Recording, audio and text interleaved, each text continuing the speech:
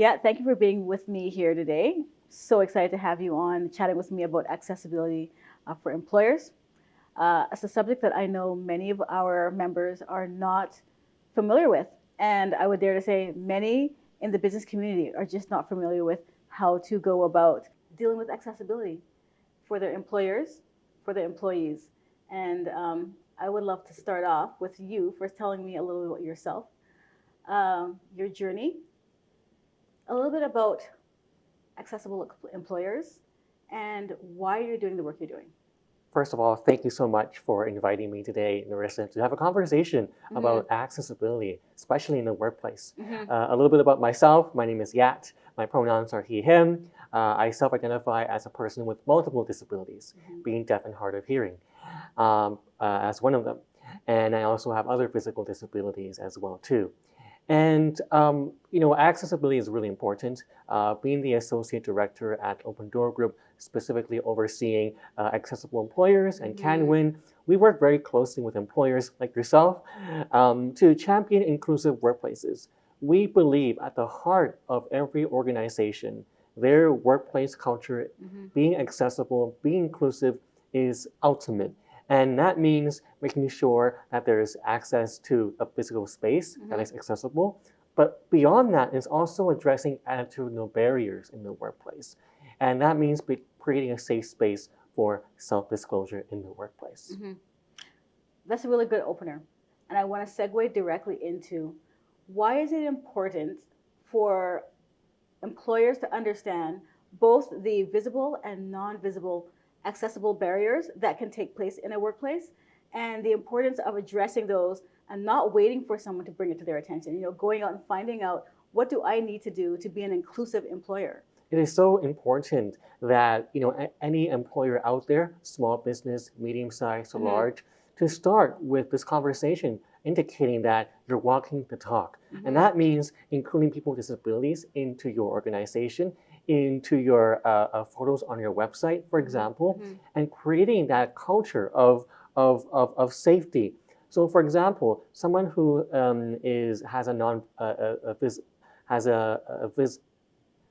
non-visible disability, it's really important to create that safe space. For example, someone who perhaps may be deaf and hard of hearing like myself, who may be on the spectrum, that is a very important talent pool that you would miss out if you do not create that safe space. Yeah. And we have seen data that people with disabilities are more likely to stay with your organization. In fact, it's 72% more likely than those without disabilities. So you're saving effectively on important costs of hiring and recruiting a new employee when you could retain someone with disabilities in your organization. Right. And it's also the same for customers. So what I've noticed is diversity and inclusion builds longevity into any workplace, and that would be the same for accessibility. Can you speak a little bit about some of the barriers that one might not think of that are barriers and challenges that, just bringing in someone and starting to have that conversation, you learn that, oh, you know what, I never even thought of that. Yeah. How can I address that? How can I support my employees who have these barriers and challenges? Yeah, so for example, for non-visible disabilities, we have worked with employers and small businesses, such as yours here. When it comes to a physical space, someone might have non-visible disabilities to their limbs, for example, requiring a fatigue mat, for example, being able to provide them as job accommodations, a place to sit if they were standing for a long time or long periods. For example, another place would be a very quiet space for them to have a time to themselves after, exposing themselves to really loud noises for a constant period. Another opportunity is, that quiet space is for them to relieve themselves of any mental stimulations from that workplace that may be really noisy, really loud, really vivid or vibrant colors. Another would be, if you're working in a small office, be able to have ambient lighting, to be able to have, lighting that dim, for example, so it's not so bright. So all of those really account to, job accommodations specifically for non-visible disabilities. Whereas for physical disabilities, as someone, have mentioned before, there could be doors that open with for people with disabilities automatically. So automatic sliding doors are really important. There's also, stand-up desks, for example, that are really key. Yeah. So those are some of the, tangibles that we're seeing that really make an impact in the workplace. Right. And okay, so we get employers, we raise the awareness, we have panels, we have discussions. Employers will come to us and say, we don't know the right things to say. Where do we start? How do we ask a question about and create a space where someone with a visible or non-visible disability is comfortable to say, I need accommodation? Where does an employer start? Yeah, I recommend them to access the Accessible Employers website.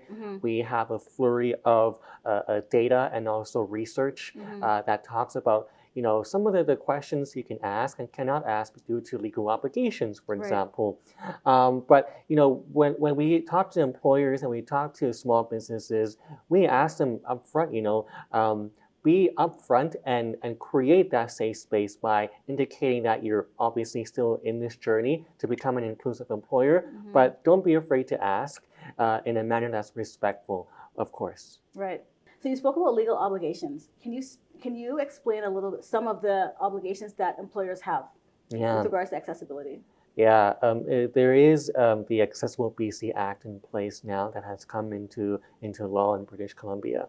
Many of the public companies are required to create their own accessibility action plan to create a place that is inclusive of people with disabilities.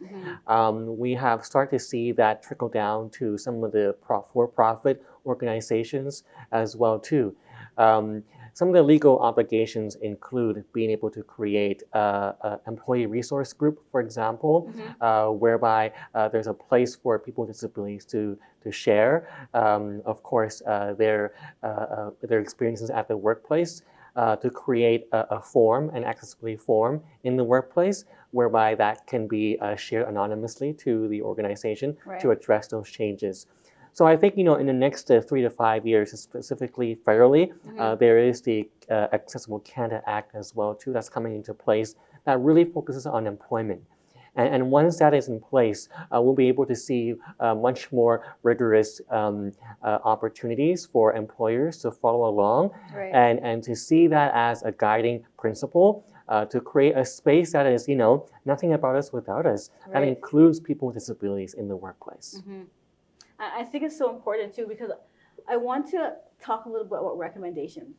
So where can we start as an employer to assess where we are in terms of our accessibility?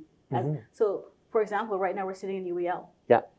How do we start to assess where we are in the journey and how we can improve and translate that to helping other businesses do the same? Yeah, that's a terrific question. We have a free tool called the Disabilities Inclusive Self-Assessment Tool. Any employer, small, medium, or large, can take that and will be able to go through a series of 35 questions. And you'll be able to go through that and be able to see, where do I stand when it comes to providing accommodation? Where am I standing when it comes to recruitment? Where can I make that improvement? How far am I on this inclusive journey? And it'll tell you your legal obligations as well, too. And it's a really robust tool, free of taking like maybe 10 minutes of your time. Then, for example, Narissa, you might say, I feel like I'm doing really good with recruitment, but where can I do better? It'll be able to tell you some of the best practices. For example, creating accessible documents for people who are blind or have low vision, for example. Or perhaps you might think, I think my website's pretty good already right now, but it might give you some recommendations to say, let's check your color contrast on your website so that people with vision loss can be able to access it just like you and I today. So there's a really great tool out there called the Disability Self-Assessment Tool. We call it the DISAT tool. And it's free for all businesses. And it's on which website? On the Accessible Employers website, but it's called disabilityinclusion.com. Fantastic. And if a business takes that assessment and they say, okay, I need help here, here, and here, A, B, and C. Where can they go to get help in implementing those solutions. Yeah, there's an opportunity once you provide those inputs and get the free kind of report from it. Yeah. There's an opportunity to connect with any member of our team member for follow up, and I think that's the power of being able to have this tool is to show you where you can improve, correct, but then also not to be discouraged by it, but be encouraged by the fact that, hey, you know what, I did it. Now I want to improve because I know that if I embark myself as a small business owner on this journey, I know I'll be 6 times more innovative than other organizations. I know that when I embark on this journey, I'll be 6 times more be receptive to change, specifically in our current economy with the tariffs, with the way it is right now. You want to be effectively be able to anticipate change, and that allows you to do that. That's fantastic, and I love how you bring that all together, because I think it's not just about what are my legal obligations. It's about how do I create that intersectional diversity and inclusion for everyone, and it's a beautiful thing, and it improves business acumen. It builds your business, and you see better results as a return on income in your business, and statistics have shown that. So it's great to have you here. How can we look at measuring success as an employer? And I don't just mean like there's no final point or start point. It's a journey, right? So how do we measure success within the continuum of a journey as we start this? That's a fantastic question, Narissa. I'm a believer that you need to track. Otherwise, you can't grow. And you can't track when you can't measure, right? And there is a measurement tool out there, and it's called the Pledge to Measure. The Pledge to Measure. The Pledge to Measure. Yes. Okay. The Pledge to Measure initiative was started in 2021 by the President's Group. And now it's gone from 21 employers who are part of the initial Pledge to Measure to now, last year, we have 59 employers. And we have tracked close to 90,000 employees in BC. We've asked 2 questions, really simple. Are you a person with disability? And are you a senior leader? Right. And just by asking those 2 questions, we've seen small businesses and medium-sized businesses and large ones as well benchmark year over year how they are creating a safe space for their organization. Right. How they're tracking their own hiring commitment to creating an accessible workplace. And year over year, we're seeing significant growth within these smaller businesses especially. But this Pledge to Measure tool allows organizations for free to track year over year how they're doing. And I think, we're into our 5th year now in 2025. I'm really expecting this to continue to grow. We're going to take the Pledge to Measure nationally as well too. So Canadian businesses, not just British Columbia businesses, can be part of this and be able to track year over year. Are we committed to this work? How are we committed? And where can we find gaps in our hiring, in our recruitment, in our retention, and create a flurry of opportunities for inclusive opportunities for your team?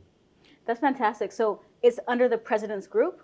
It's under Accessible Employers, and it's called pledgetomeasure.org, where you can learn more about that. Okay, so it sounds like everything we need is under Accessible Employers. We just need to reach out. We can do our assessment there.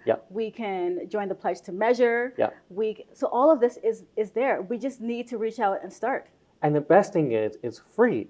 And I know people, oftentimes, sometimes will be really like, well, free, there should be a cost to it, right? But, we're here for British Columbians, for Canadians.